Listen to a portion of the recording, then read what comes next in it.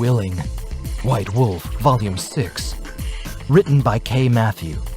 Narrated by Hunter Millbrook. Willing.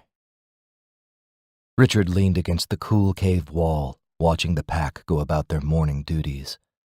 After having recently tried to escape, he had ended up with the thick metal collar around his neck again, keeping him in place like a good little pet. The truth was that Richard no longer had any desire to escape.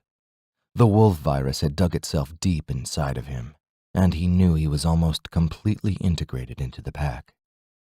It was a scary thought, losing himself so completely.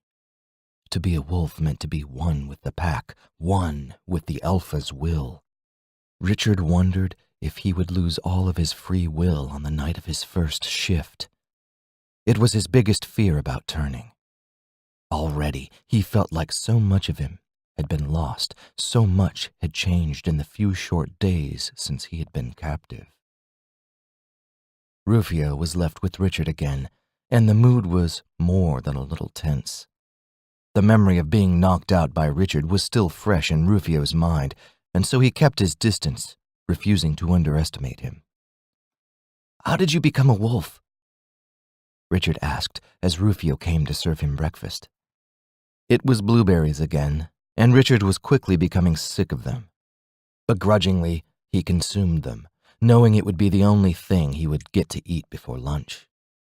Living out in the woods, captive to the wolves, didn't give Richard a whole lot of room to be picky about his meals.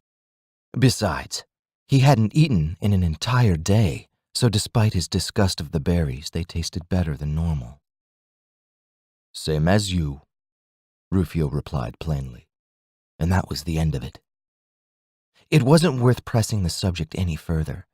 Rufio wasn't one to talk about many things, the most silent of all the wolves.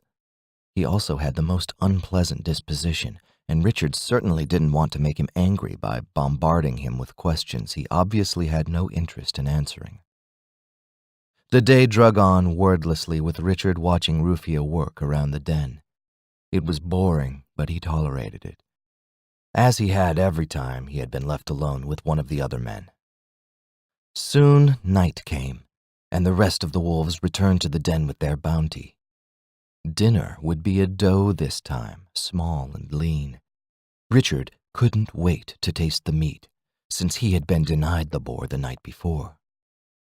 After the meal was finished, all the men gathered around Richard. It was time for the mating. While Richard had dreaded it immensely a few nights before, tonight he had no fear of sleeping with Rufio. Somehow, Richard felt he owed the dark-skinned man the pleasures of his body in return for knocking him unconscious. It was the least he could do, and so he decided not to struggle at all. The men sat in their traditional semicircle around Richard while he watched Rufio undress. Rufio was hard with muscle and fairly hairless aside from the long black dreadlocks that fell down his back and a tuft of curly ebony pubic hair. His cock was thick and intimidating, even soft. Richard remembered how it had filled his mouth the night before, and he still feared the way it would stretch his hole. Once completely naked, Rufio stood and stared at Richard with wild-looking eyes, as if he thought he might have to pounce on Richard to force him to mate. That would not be the case, though. Richard cocked a half-smile and outstretched his hand, bidding Rufio to come to him. Rufio moved so fast that Richard barely saw him. In an instant, his hand was wrapped around the back of Richard's neck, his tongue probing Richard's mouth deeply. It was a violent, desperate kiss, crushing and suffocating. There was a moment when Richard thought to pull away, but he relaxed into it instead, allowing Rufio to take what was his. When Rufio realized that Richard wasn't going to resist, he allowed his hands to wander down to Richard's ass, rubbing and caressing it before whispering in Richard's ear, "If you behave, then I'll be gentle."